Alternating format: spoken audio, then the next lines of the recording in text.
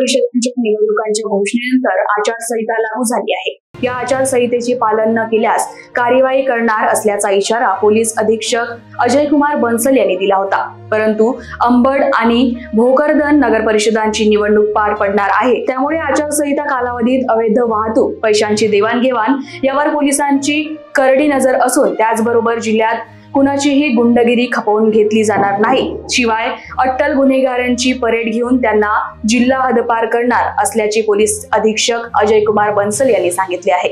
जालना जिल्ह्यामध्ये 3 ठिकाणी परतूर, भोकरदन आणि जालना 3 नगरपालिकाचे इलेक्शनची अनाउन्समेंट झालेली आहे आणि आचारसंहिता या 3 ठिकाणी नगरपालिका हद्दीमध्ये लागलेली आहे। तर आचारसंहिता लागू झाल्यामुळे सर्व नागरिकांना आवाहन आहे की आचारसंहितेचे सर्व नियम त्यांनी पालन केले पाहिजे। कुठलाच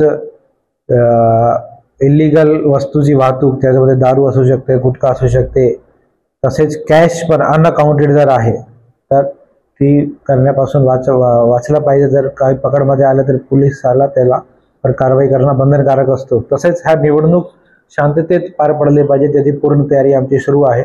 सर्व पोलीस स्टेशन्सला अवैध धंद्यावर कारवाई करण्यासाठी विशेष इन्स्ट्रक्शन दिलेले आहे।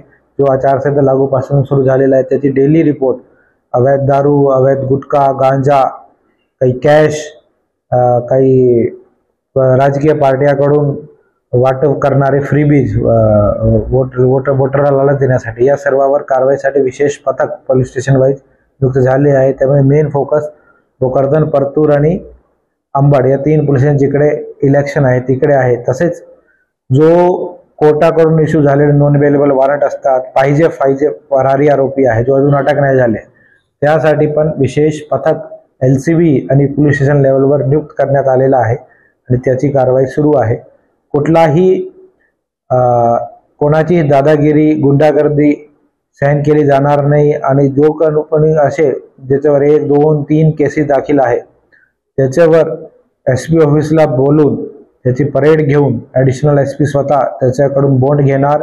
तसेच तडीपार आणि MPDA आणि मोकाची कारवाई पण आता पाईपलाईनमध्ये आहे आणि पुढच्या दिवसामध्ये 10 ते 15 दिवसामध्ये मोठ्या प्रमाणात त्याच्यामध्ये आदेश निघणार आहेत। Bureau report, Lokvahini media, Jalna.